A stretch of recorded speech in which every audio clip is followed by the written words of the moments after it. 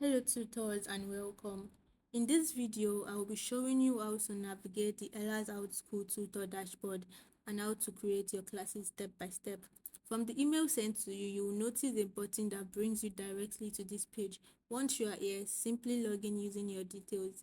After logging in, the first thing to ensure is that your profile is completed, starting with your profile photo to your bio to your withdrawal method. Completing your profile helps parents and students trust and connect with you better. So the dashboard overview contains your profile, join classes, reviews, my question, my quiz attempt, sorry, wish list, order history, question and answer, calendar, my classes, and announcements. The dashboard is basically your main control center as a tutor. To add a class, click on the new class button here. Once you click it, the page opens.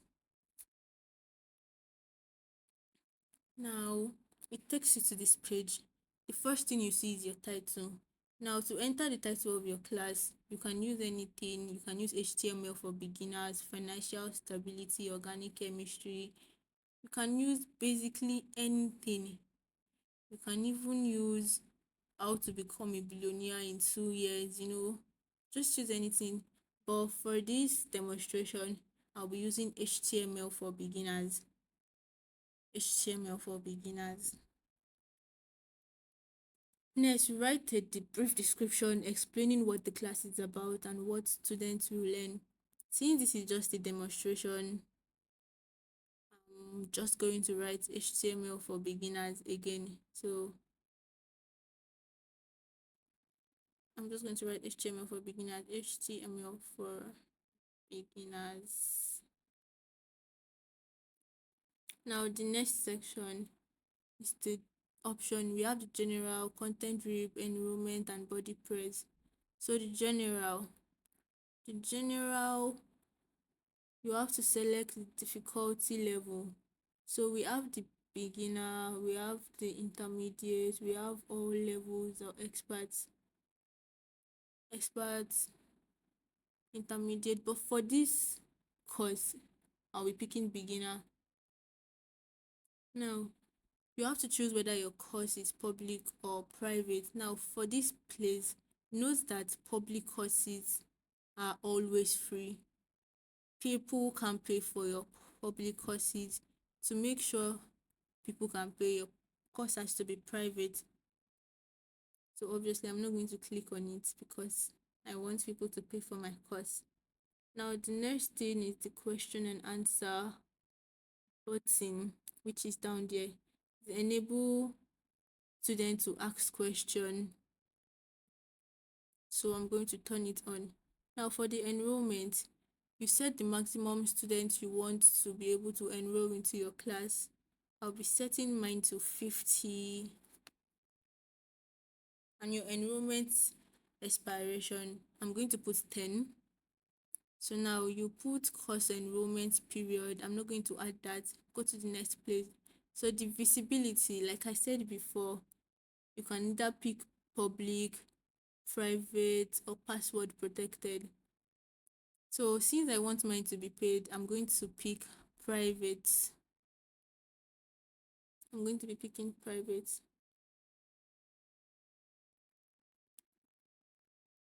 Now for the scheduling, and I'm sure we all understand. So I'm not going to touch that part. So now for featured images, it is highly recommended you upload a featured image and an introduction video. So I don't really have any image. I'm just going to pick anything for my gallery. So yeah, I'm going to pick this and select. Now for your video, your introduction video should include your name, your qualifications, and what students will gain from your courses. The video doesn't necessarily have to show your face. It can be animated, but it must be clear and professional. I don't have any video created, so I'm just going to check my gallery and pick anything. So upload video. Yes, I'm going to pick that. Then select. Now for the price is As I said, I want mine paid, so I'm going to click on paid. Now regular price, my regular price is always 20, so I'm just going to put 20 since they are doing a discount currently. Then sales price 15. Now your categories. Your categories can either be academics, grade 1, grade 2, grade 3, just for fun, parenting, tutoring, and vocational. So I'm going to choose vocational. You choose the category that best fits your course. Now add relevant tags so your course can be easily found. So I'm going to add tech skills, then move to the next. Now the curriculum setup. Now move to the curriculum setup. This is where you build your course structure. It is basically like scheme of work that we give to students. It contains the module 1, module 2, topics under module 1, subtopics, and etc. Now, so we start by adding a topic. I'm going to click on the add topic button. No, so I'm going to be using introduction to HTML for this introduction to HTML. Now for my summary, you're going to add a summary. I'm just going to add anything. Introduction to HTML again. This is just a demonstration, so we have to make our work clean. Now you are going to save it. Now click add lesson. You can enter your lesson name like I mentioned earlier, basically like a scheme of work. So for my description, I'm going to be using definition of HTML, and for the content, I'm going to basically put what HTML stands for. So HTML stands for hypertext markup language, so I'm going to be writing that hypertext markup language. Now you can add text, you can add image, you can add videos, you can upload files or attachments, and so you can also make it coded. You can either make it visual or code.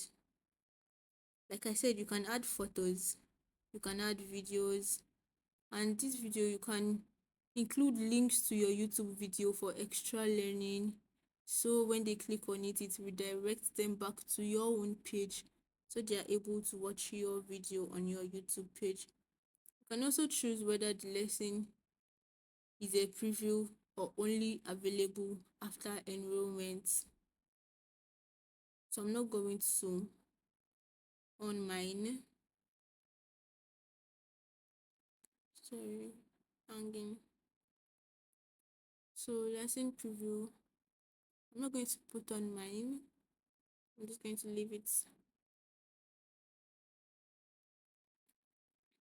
So after that, we save. Now you can also add quizzes.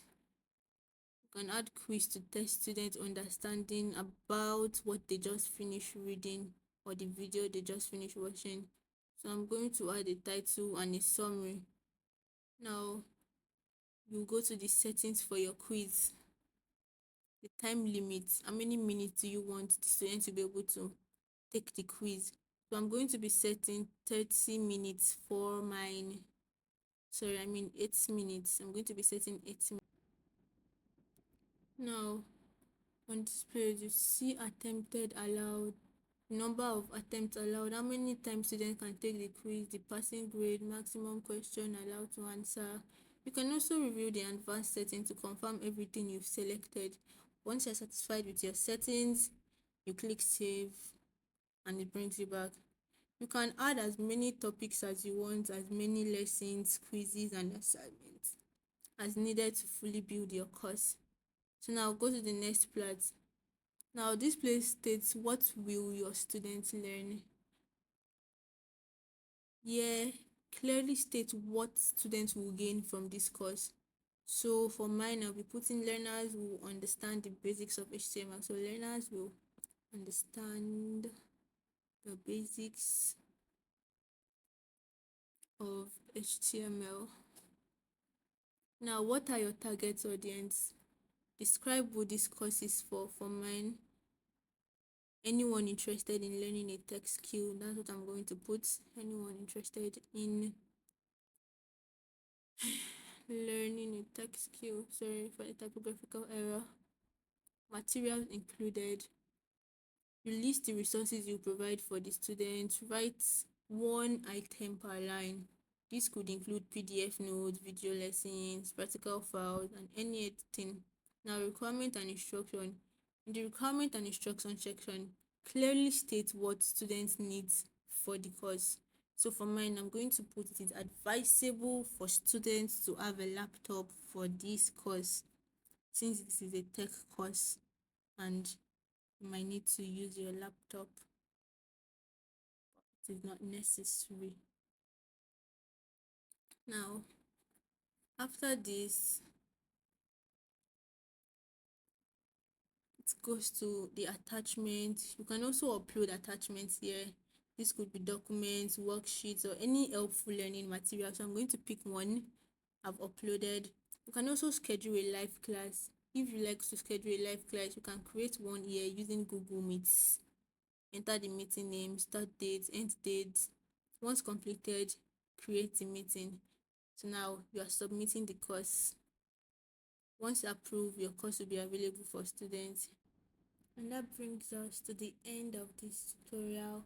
Thank you for watching and welcome once again to Ellass Outschool. We are excited to have you as part of our teaching community. Thank you once again.